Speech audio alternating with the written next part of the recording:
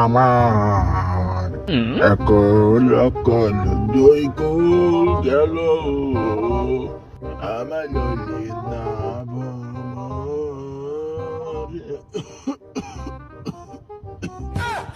কি নিচে আবার কে দাঁড়িয়ে এ আবার কোত্থেকে আসলো? এ কি, এত দেখছি ছোট ছেলে, মনে হয় কোনো বিপদে পড়েছে। ছোট্ট ছেলে বাবলু তার বাবা মায়ের সাথে এক কুঁড়ে ঘরে বাস করে। তারা খুবই দরিদ্র, আর এই দরিদ্র হওয়ায় তাদের পেটে খাওয়ারই জোটে না। বাবলু হঠাৎ বলে উঠল, মা, রান্না করেছো? আমার তো খুবই খিদে লেগেছে। খিদের চোটে পেটে একদম চুচু করছে। তাড়াতাড়ি কিছু খাওয়ার জন্য দাও, আমার তো খুবই খিদে লেগেছে, আর চলতে পারছি না। ঘরে কিছু নেই, সেই জন্য রান্না করতে পারি নাই। তো বাবা বাজার করে নিয়ে আসলে তারপরে রান্না করব। তখন তুই খেলা কর। মার এরকম কথা শুনে বাবলু চলে যায় সেখান থেকে। অন্যদিকে মা তার ছেলের জন্য চিন্তা করে তাকে কি খেতে দেবে। ঘরে তো রান্না করার মতো কিছুই নাই। এদিকে বাবলুর পরিবার গরিব হয়, তাদের সাথে কেউই ভালো ব্যবহার করে না। এমনকি বাবলুর বন্ধুরাও বাবলুকে অবহেলার চোখে দেখে, তাকে নিয়ে বিভিন্ন হাসি তামাশা করে। বন্ধুরা, তোমরা কি করছো? তোমরা এখানে খেলা করছো, আমাকে খেলায় নেবে? আমিও খেলবো তোমাদের সাথে। যদি একটু তোমরা খেলায় নিতে তাহলে ভালোই হতো। আরে বাবলু, তোর দেখে মনে হয় আমরা খেলা করছি এখানে। আমরা এখানে পার্টি নিয়ে আলোচনা করছি। আরে মিলি, তুই কাকে কি বলছিস? ও কি বোঝে নাকি ওইসব? ও পার্টিতে কখনো গেছে নাকি? ওরা তো খুবই গরিব, পার্টিতে যাওয়ার মতো ওদের কোনো সামর্থ্য আছে নাকি? কি পার্টি? সে আবার কি? পার্টিতে কি করতে হয়? অনেক খেলার জায়গা আছে নাকি সেখানে? যদি খেলার জায়গা থাকে তাহলে তোরা আমাকে নিয়ে যাবি সেখানে, আমিও তোদের সাথে যাব। মিলি, জয় ঠিকই বলেছে। ওরা খুবই গরিব, ওরা কোনোদিন পার্টিতে গেছে নাকি? আর এই বাবলু, যদি পার্টিতে যেতে চাস তাহলে একটা মোবাইল কিনে দেখা দেখি, তাহলে তুই আমাদের সাথে যেতে পারবি।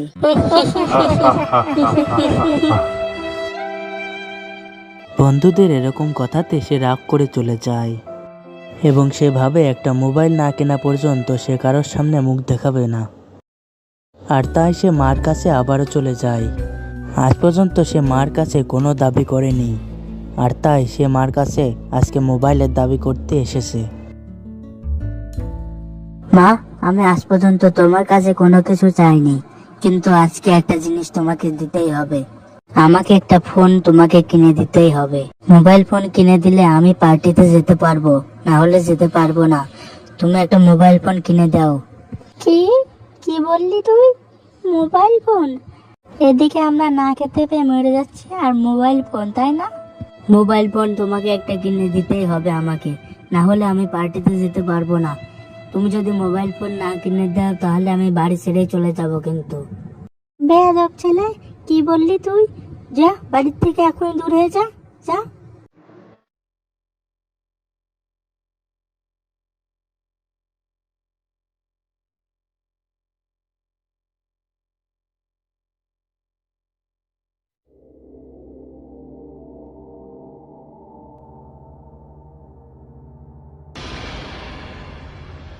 আমাকে একটা ফোন পর্যন্ত কিনে দিতে পারলো না, আর বাড়িতেই যাব না।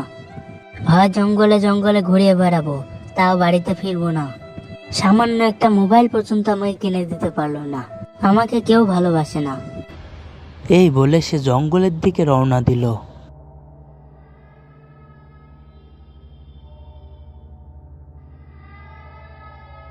হাঁটতে হাঁটতে সে জঙ্গলের মধ্যে চলে আসলো। এদিকে দিনের আলো কমে যাচ্ছে এবং আস্তে আস্তে সন্ধ্যা নেমে আসছে, আর তাই বাবলুর কিছুটা ভয় হতে থাকলো। আস্তে আস্তে সন্ধ্যা নেমে আসছে, এখন আমি কি করি? মার সাথে তো রাগ করে চলে আসলাম, কিন্তু এখন কি করব? আবার বাড়িতে যাওয়ারও তো কোনো উপায় নেই। যাই দেখি, একটু সামনে গিয়ে দেখি।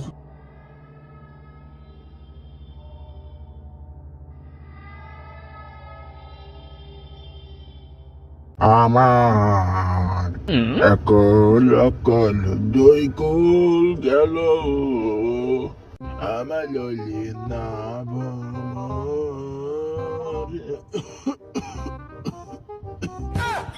কি নিচে আবার কে দাঁড়িয়ে এ আবার কোত্থেকে আসলো? এ কি এত দেখছি ছোট ছেলে, মনে হয় কোনো বিপদে পড়েছে। মুখটা দেখেই মনে হচ্ছে খুব ভয় পেয়েছে, আবার চোখটা দেখছি লাল লাল হয়ে গেছে, মনে হয় বাড়ি থেকে রাগ করে এদিকে এসেছে। অনেকদিন কোনো মানুষের উপকার করিনি, আজকে দেখি কোনো উপকার করা যায় নাকি ছেলেটির। উইয়া। উরে বাবা রে, কি বড় দৈত্য! উরে বাবা, ভূত ভূত! আরে ছাড়া, ভয় পাস না, আমি তোর কোনো ক্ষতি করব না। আরে আমি তোর উপকার করার জন্য এসেছি, তুইও তো ভয় পাচ্ছিস কে? অসহায় মানুষকে সাহায্য করাই হলো আমার কাজ, বুঝেছিস? আর দুষ্টু মানুষকে আমি গিলে গিলে খাই, বুঝেছিস? তো বল তোর এখন কি হয়েছে? তুমি আমাকে সাহায্য করবে তাই নাকি? যদি সাহায্য করো তাহলে তো ভালোই হবে। তাহলে শোনো আমার সাথে কি ঘটনা ঘটেছে। তো আমি এক গরিব পরিবারের ছেলে হওয়ায় আমাকে কেউ মোবাইল কিনে দেয় না, আর তাই বন্ধুরাও আমাকে পার্টিতে অংশগ্রহণ করতে দেয় না। আর তাই জন্যই আমি মন খারাপ করে বাড়ির থেকে চলে এসেছি। তুমি কি আমাকে মোবাইল দিতে পারবে? আরে বেটা, তোর কর্টিক মোবাইল লাগবে তুই তাই বল, দেখ আমি তোকে জাদু করে কর্টিক মোবাইল এনে দিই। তাহলে তুমি বলছো তুমি মোবাইল এনে দিতে পারবা? তাহলে তো আমার ভালোই হবে, তাহলে আমি বন্ধুর পার্টিতে যেতে পারবো। তাড়াতাড়ি তুমি মোবাইল গুলো এনে দাও, তো শীঘ্রই এনে দাও।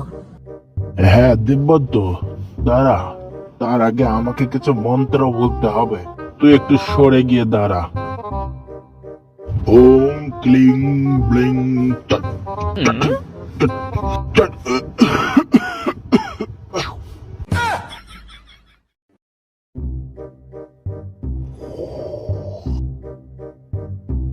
এই যে সামনেই গাছটা দেখতে পাচ্ছিস, এটা হলো জাদুই গাছ। এটাকে তুই বাড়ির সামনে গিয়ে লাগিয়ে রাখবি, দেখবি পরের দিন কি হয়। পরের দিন দেখবি এই গাছে কর্টিক মোবাইল ধরে। বাহ, তোমাকে খুব ধন্যবাদ। এই গাছটা এখন বাড়ি নিয়ে যাই।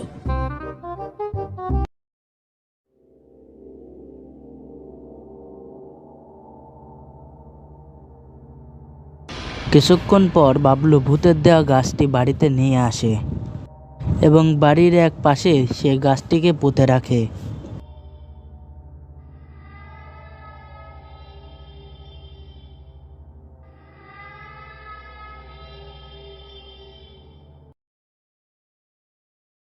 গাছটিকে পোঁতার পরে সে সেখান থেকে চলে যায়।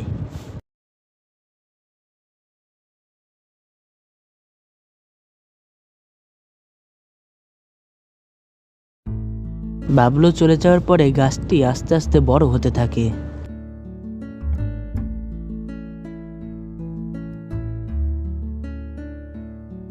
গাছটি অল্প সময়ে অনেক বড় হয়ে যায় এবং গাছটি থেকে একটি মোবাইলের উৎপত্তি হয়। কিছুদিন পরে গাছে 3টা মোবাইলের জায়গায় 3টা ট্যাবের সৃষ্টি হয়।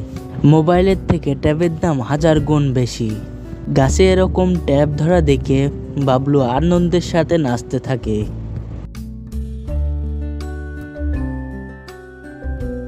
সে গাছটি থেকে একটি ট্যাব তুলে নেয় এবং সেটিকে দেখতে থাকে এবং তারপরে বাবলুরা ট্যাবের দোকান খুলে বসে এবং দিন গেলে সেখান থেকে প্রচুর পরিমাণে আয় করে। বাবলুর দিন ভালোই কেটে যায়, সে আনন্দে নাচতে থাকে। ওই টাকা দিয়ে বাবলু কুড়ে ঘরের বদলে বড় পাকা বাড়ি বানায় এবং সেখানে আনন্দের সাথে দিন কাটাতে থাকে। তো বন্ধুরা, কার্টুনটি আজ এই পর্যন্তই ছিল। তোমাদের ভালো লাগলে অবশ্যই লাইক, কমেন্ট এবং সাবস্ক্রাইব করবা, যাতে আমরা এরকমই আরও মজার মজার কার্টুন বানাতে পারি।